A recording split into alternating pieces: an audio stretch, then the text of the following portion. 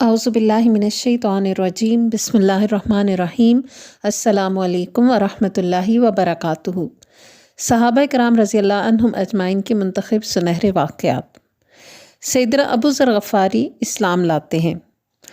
Medina Taiba के क़ुर्ब जवार में जो कबाइल आबाद हैं, इनमें एक कबीले का नाम बनु ग़फ़ार है। बदर शहर में भी इस कबीले के लोग सदियों से आबाद थे। मक्का वाले जब सामान तिजारत लेकर शाम जाते तो इसके लिए बाकायदा रास्ते मुतय्यन थे। काफ़िला जब चलता तो वह बाकायदा इस इलाके के किसी आदमी को उजरत पर साथ रखते। चूँकि वो इसके रास्ते से बखूबी वाकिफ़ होता था, इसलिए वो काफ़िलों को आसान रास्तों से बखैर खूबी गुजार देता। हम सब के इल्म में है कि अल्लाह के रसूल सल्लल्लाहु अलैहि वसल्लम ने जब मक्का मुकरमा से मदीना शरीफ के लिए हिजरत की थी तो आपने भी उजरत पर अब्दुल्ला बिन अरीक़त लैसी को बतौर गाइड अपने हमरा लिया था। ये शख्स काफिर था, मगर एक तो रास्तों का माहिर था और दूसरा नहायत ही काबिल एतमाद था। इन तमाम तर एहतियाती तदाबीर के बावजूद इस दौर में रास्ते पुरअमन नहीं थे। सारी हिफाजती कोशिशों के बावजूद बाज़ बद्दू कबाइल काफ़िलों को लूट लेते थे। इसलिए जब काफ़िले एक जगह से दूसरी जगह रवाना होते तो इस बात का एहतमाम किया जाता कि काफ़िले के साथ नौजवान और बहादुर लोग रहें ताकि वो काफ़िले का दिफा कर सकें। मक्का वालों के काफ़िले भी मदीना शरीफ के क़ुर्ब जवार से गुज़रते तो वो बनु ग़फ़ार की बस्तियों से होकर गुज़रते थे। बनु ग़फ़ार के लोग बड़े बहादुर और तनोमंद थे। सहराओं में परवरिश पाने वाले ये लोग मेहनत कश थे। बाज़ औक़ात बनु ग़फ़ार भी काफ़िलों पर हमला करते और इनका सामान लूट लेते। इस किस्म के लोगों को हम उर्फ़ आम में डाकू कहते हैं। कबीला बनु ग़फ़ार के एक नहायत अहम फ़र्द का नाम अबू ज़र ग़फ़ारी था। जब अल्लाह के रसूल सल्लल्लाहु अलैहि वसल्लम की बासत हुई तो आहिस्ता आहिस्ता इस्लाम की सुनहरी शुआएं पूरे जज़ीरा अरब तक पहुँच गईं। यसरब के शहर में भी अल्लाह के रसूल की आमद की खबर पहुँचती है तो ये नहायत मशहूर कौन ख़बर अबू ज़र ग़फ़ारी के कानों में भी पड़ती है। जहाँ तक अल्लाह के रसूल सल्लल्लाहु अलैहि वसल्लम की बासत और आखिरी नबी के ज़हूर की ख़बरों का ताल्लुक़ है तो यहूदी बाज़ औक़ात इनका ज़िक्र किया करते थे। अबू ज़र ग़फ़ारी बड़े सलीमुल फ़ितरत थे। ये ज़माने जाहिलियत में भी बुतों को नफ़रत की निगाह से देखा करते थे और ला इलाहा इल्लल्लाह पढ़ा करते थे। लोगों में ये अपने मुनफरिद अक़ीदे की वजह से मारूफ़ हो चुके थे। अबू ज़र ग़फ़ारी, जिनका असल नाम जुंदुब बिन जुनादा था, इनका कबीला सैयदना इस्माईल अलैहिस्सलाम की औलाद में से था।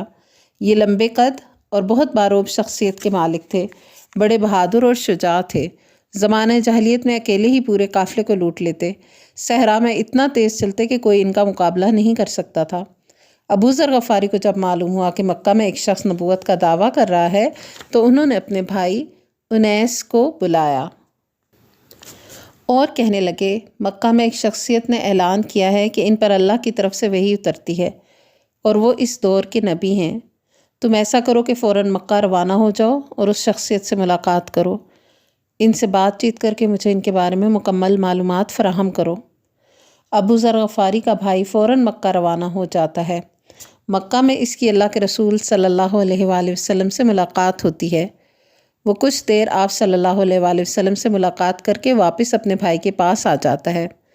इसने अबू ज़र को बताया, भाईजान, मैंने इस शख्सियत से मुलाकात की है जिन्होंने नबूवत का दावा किया है।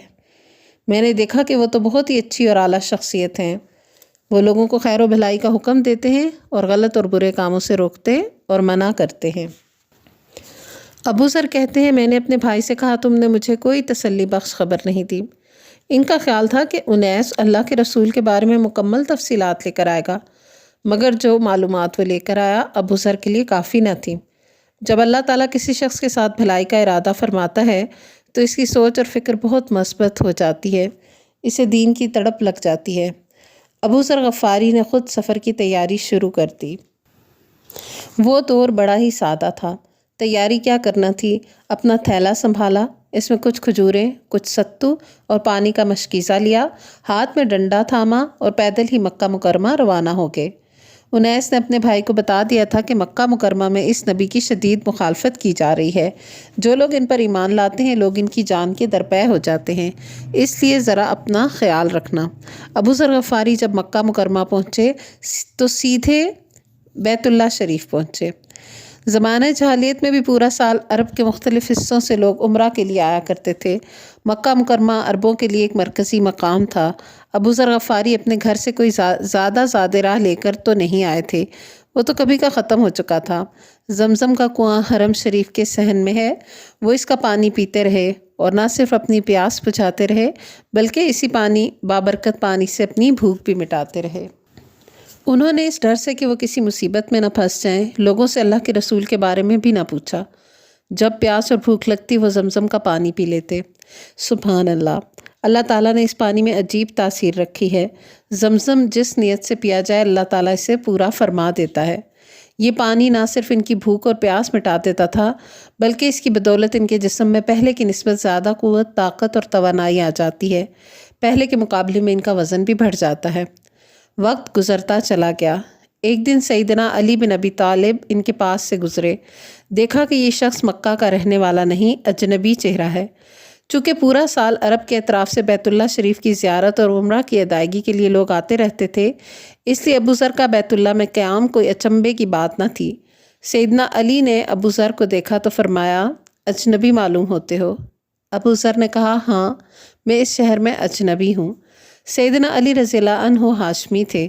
مہمان کی ضیافت باپ دادا کے زمانے سے ان کے خاندان میں معروف چلی آ رہی تھی۔ ان کے پردادا ہاشم پورے عرب میں سخاوت کے لیے مشہور تھے۔ علی رضی اللہ عنہ فرمانے لگے، اٹھو پھر گھر چلتے ہیں۔ سیدنا علی رضی اللہ عنہ ابو ذر کو ہمراہ لے کر اپنے گھر آئے، ان کی ضیافت کی۔ گھر میں ابو ذر نے کوئی بات کی نہ ہی سیدنا علی نے ان سے پوچھا کہ تم کون ہو اور کس لیے مکہ مکرمہ آئے ہو۔ یہ اس زمانے کا مروجہ اصول تھا کہ مہمان میں گھر میں آتا تو اس سے یہ نہ پوچھا جاتا کہ تم اس شہر اور بستی میں کیوں آئے ہو۔ اخلاقی قدریں عربوں میں کوٹ کوٹ کر بھری ہوئی تھیں۔ مسلمانوں میں یہ جذبہ اور بھی زیادہ تھا۔ سیدنا علی نے ان کو کھلایا پلایا، ان کی ضیافت کی۔ ابو ذر غفاری پھر بیت اللہ شریف میں آ گئے۔ اگلا دن ہوا تو پھر سیدنا علی نے ابو ذر کو دیکھ لیا، فرمانے لگے، معلوم ہوتا ہے کہ مہمان کو تاحال اپنا ٹھکانہ نہیں مل سکا۔ ابو ذر نے کہا، ہاں ایسا ہی ہے۔ اب انہوں نے پوچھا، تم کون ہو اور یہاں کس غرض سے آئے ہو؟ ابو ذر کہنے لگے، اگر آپ رازداری کا وعدہ کریں تو آپ کو بتاؤں۔ سیدنا علی نے فرمایا، بھائی تمہارا معاملہ مکمل رازداری میں رہے گا، تم بتاؤ تو صحیح۔ اب ابو ذر نے دل کی بات بتا دی۔ مجھے معلوم ہوا ہے کہ اس شہر میں ایک شخصیت ہے جو اپنے آپ کو اللہ کا نبی بتاتے ہیں۔ میں نے معلومات کے لیے اپنے بھائی کو بھیجا تھا مگر وہ کوئی تسلی بخش معلومات لے کر نہیں گیا، اس لیے میں خود آیا ہوں کہ ان سے ملاقات کروں۔ سیدنا علی بن ابی طالب نے فرمایا، تم صحیح جگہ پہنچے ہو، دیکھو میں انہی کی طرف جا رہا ہوں، تم ایسا کرو کہ میرے پیچھے پیچھے چلتے آؤ، جس گھر میں داخل ہوں تم بھی اسی گھر میں چلے آنا۔ ہاں چلتے چلتے اگر میں کسی ایسے شخص کو دیکھوں جس سے تمہیں کوئی خطرہ لاحق ہونے کا امکان یا نقصان پہنچ سکتا ہے تو میں دیوار کی طرف ہو جاؤں گا، گویا کہ میں اپنا جوتا ٹھیک کر رہا ہوں، مگر تم سیدھے چلتے جانا۔ سیدنا ابو ذر بیان کرتے ہیں، میں سیدنا علی بن ابی طالب کے پیچھے آپ صلی اللہ علیہ وآلہ وسلم سے ملاقات کرنے کے لیے روانہ ہوا۔ وہ جس طرف مڑتے میں بھی مڑ جاتا، حتیٰ کہ وہ ایک گھر میں داخل ہوئے تو میں بھی اندر داخل ہو گیا۔ قارئین کرام، وہ کتنا خوبصورت منظر ہوگا کہ اللہ کے رسول صلی اللہ علیہ وآلہ وسلم کی خدمت میں ڈاکوں کے قبیلے کے بنو غفار کا ایک شخص خدمت میں حاضر ہوا۔ ابو ذر غفاری آپ صلی اللہ علیہ وآلہ وسلم کی خدمت میں جاہلانہ طریقے سے سلام پیش کرتے ہیں، انعموا صباحاً، آپ لوگوں کی صبح بخیر ہو۔ آپ صلی اللہ علیہ وآلہ وسلم نے اس کے جواب میں فرمایا، علیک السلام۔ اس کے بعد گفتگو شروع ہوئی۔ آپ صلی اللہ علیہ وآلہ وسلم نے پوچھا، تم کس قبیلے سے ہو؟ ابو ذر نے کہا، میں بنو غفار سے ہوں۔ آپ صلی اللہ علیہ وآلہ وسلم نے اس پر تعجب کا اظہار فرمایا۔ ارشاد ہوا، ان اللہ یہدی من یشاء، اللہ جسے چاہے ہدایت نصیب فرمائے۔ قارئین کرام، بلا شبہ اللہ جسے چاہے ہدایت نصیب فرمائے۔ کہاں بنو غفار جو عربوں میں قبائل کو لوٹنے میں مشہور تھے، اور کہاں یہ اعزاز کہ انہی کے ایک فرزند کو اسلام قبول کرنے کا شرف حاصل ہو رہا ہے۔ ابو ذر غفاری اللہ کے رسول صلی اللہ علیہ وآلہ وسلم کی خدمت میں عرض کرتے ہیں، مجھ پر اسلام پیش کریں، آپ کی تعلیمات کیا ہیں؟ اللہ اللہ، آپ صلی اللہ علیہ وآلہ وسلم کا دعوت توحید دینے کا اسلوب، آپ کا انداز گفتگو، جیسے ہی آپ نے اپنی بات ختم کی ابو ذر غفاری کلمہ توحید بلند کرتے ہیں اور مسلمان ہو جاتے ہیں۔ جناب ابو ذر غفاری کو یہ اعزاز حاصل ہے کہ وہ نہایت ہی قدیم الاسلام تھے۔ سیرت نگاروں کے مطابق اسلام لانے والوں میں ان کا 5واں نمبر ہے۔ عقیدہ توحید میں عجب لذت اور قوت ہے۔ اللہ کے رسول صلی اللہ علیہ وآلہ وسلم ابو ذر غفاری کو مشورہ دے رہے ہیں کہ ابھی ہم تھوڑے ہیں، فی الحال تم اپنے اسلام کو چھپائے رکھو، ابھی اپنے وطن واپس چلے جاؤ، جب ہمارے ساتھ مزید لوگ شامل ہو جائیں تو پھر بے شک اپنے مسلمان ہونے کا اعلان کر دینا۔ ابو ذر غفاری سلیم الفطرت تو تھے ہی، یہ اسلام لانے سے پہلے بھی عقیدہ توحید پر تھے۔ وہ لا الہ الا اللہ بھی کہا کرتے تھے۔ اللہ کے رسول صلی اللہ علیہ وآلہ وسلم کی خدمت میں عرض کرتے ہیں والذی بعثک بالحق لأصرخن بہا بین ظہرانیہم، اس ذات کی قسم جس نے آپ کو حق کے ساتھ مبعوث فرمایا، میں تو ان مشرکین کے درمیان جا کر ضرور اس کلمہ حق کا برملا اظہار کروں گا۔ قارئین کرام، پھر دیکھنے والوں نے دیکھا کہ لمبے قد کا وہ غفاری نوجوان، شیر دل ابو ذر، کسی سے نہ ڈرنے والا، مسجد حرام کے صحن میں داخل ہوا ہے۔ مشرکین مکہ اپنی عادت کے مطابق مسجد کے صحن میں اپنی اپنی ٹولیاں بنا کر بیٹھے گپیں ہانک رہے ہیں۔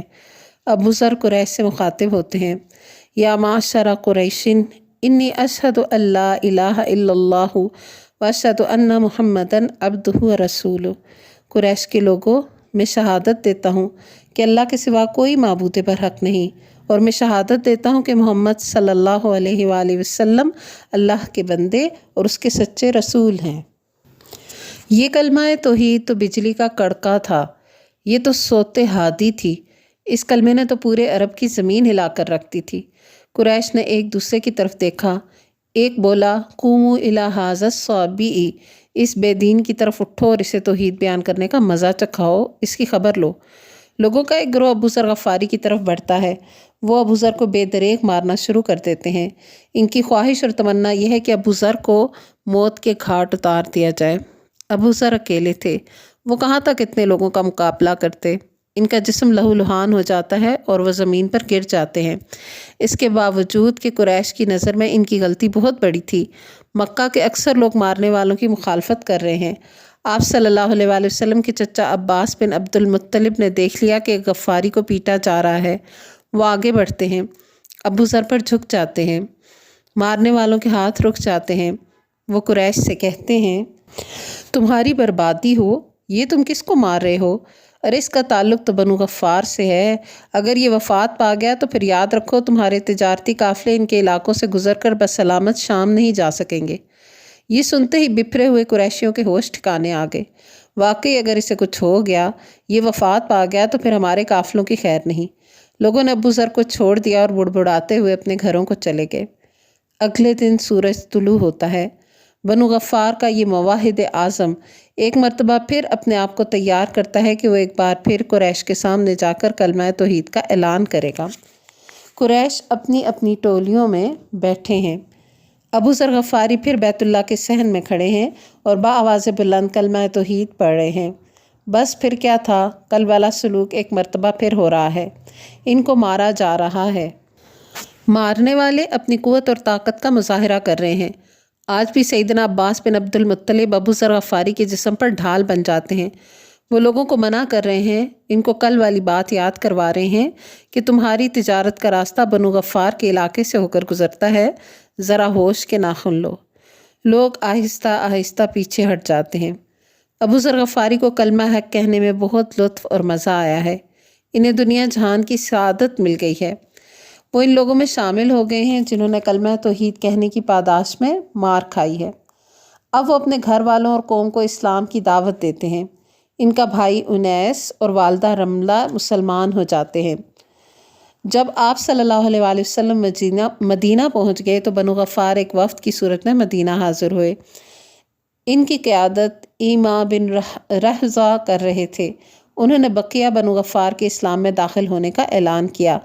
بنو اسلم ان کے حلیف تھے، وہ بھی حاضر خدمت ہوئے اور اپنے مسلمان ہونے کا اعلان کر دیا۔ رسول اللہ صلی اللہ علیہ وآلہ وسلم ان دونوں قبائل کے اسلام لانے سے بہت خوش تھے اور انہیں بہت ہی پیاری دعا دیتے ہوئے فرمایا، غفار غفر اللہ لہا واسلم سالمہ اللہ، متفق علیہ۔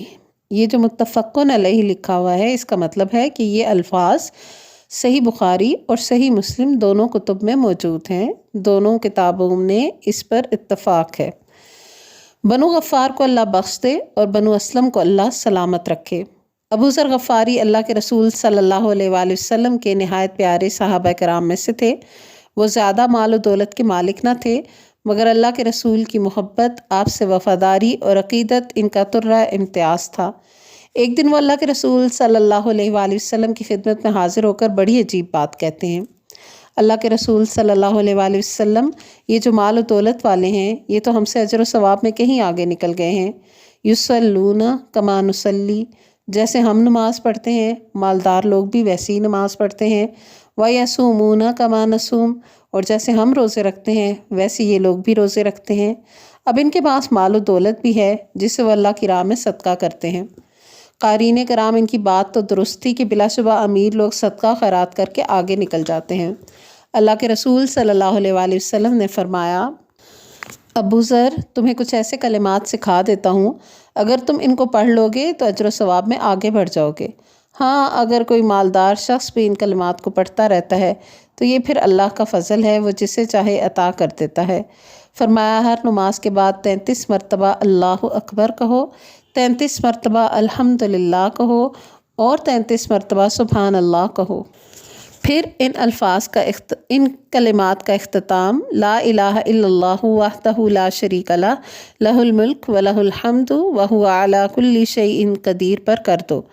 اللہ کا لاکھ لاکھ شکر ہے کہ امت مسلمہ کی ایک بڑی تعداد ان کلمات کو ہر فرض نماز کے بعد پڑھتی ہے۔ سیدنا ابو ذر غفاری اللہ کے رسول صلی اللہ علیہ وآلہ وسلم کے ساتھ ہر میدان، ہر معرکہ، ہر غزوہ میں شامل ہیں۔ آپ صلی اللہ علیہ وآلہ وسلم بھی ان کے ساتھ شدید محبت کرتے ہیں اور ان کا خیال رکھتے ہیں۔ غزوہ تبوک 9 ہجری میں ہوتا ہے۔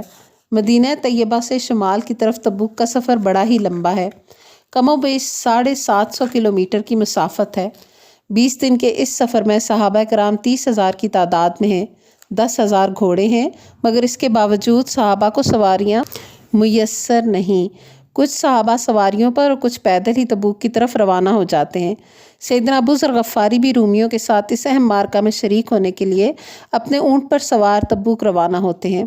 اللہ کے رسول صلی اللہ علیہ وآلہ وسلم کی صحابہ کرام کے ساتھ محبت کو ملاحظہ کیجئے کہ آپ صلی اللہ علیہ وآلہ وسلم ایک ایک ساتھی پر نظر رکھے ہوئے ہیں، ہر ایک کے بارے میں دریافت فرماتے ہیں۔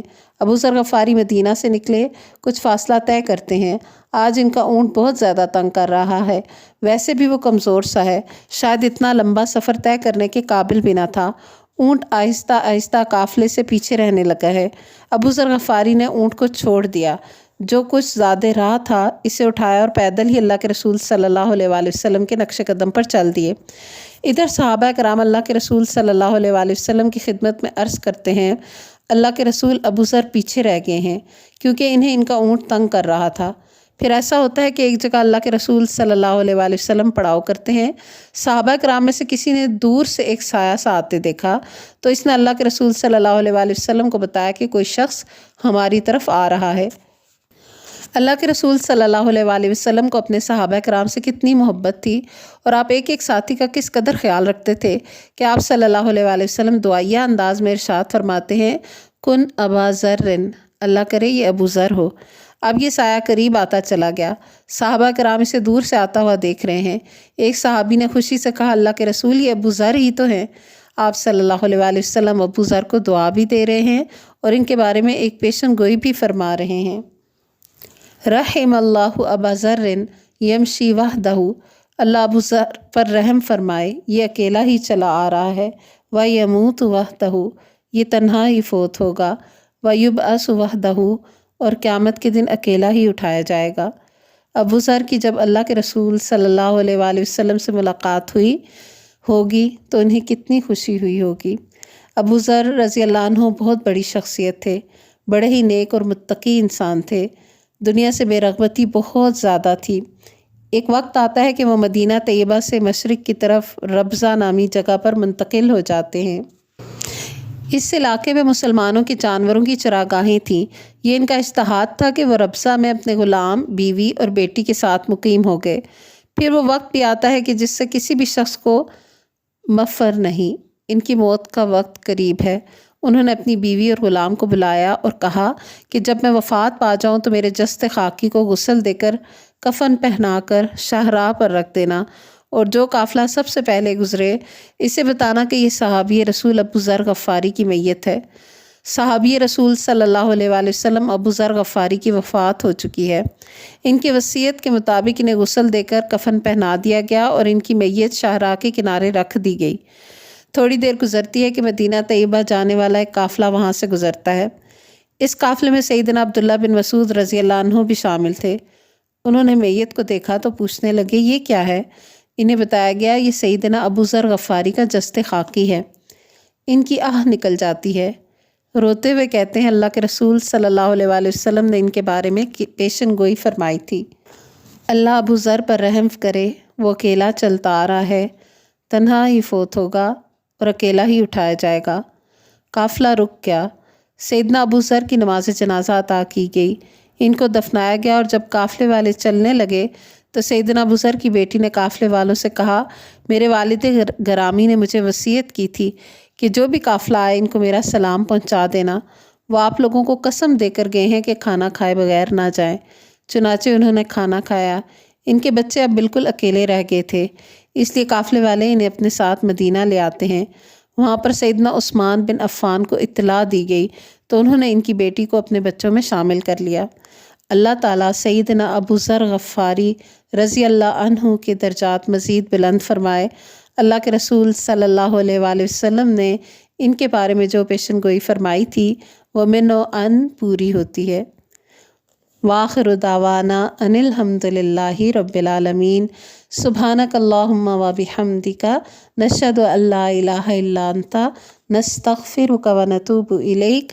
السلام علیکم ورحمۃ اللہ وبرکاتہ۔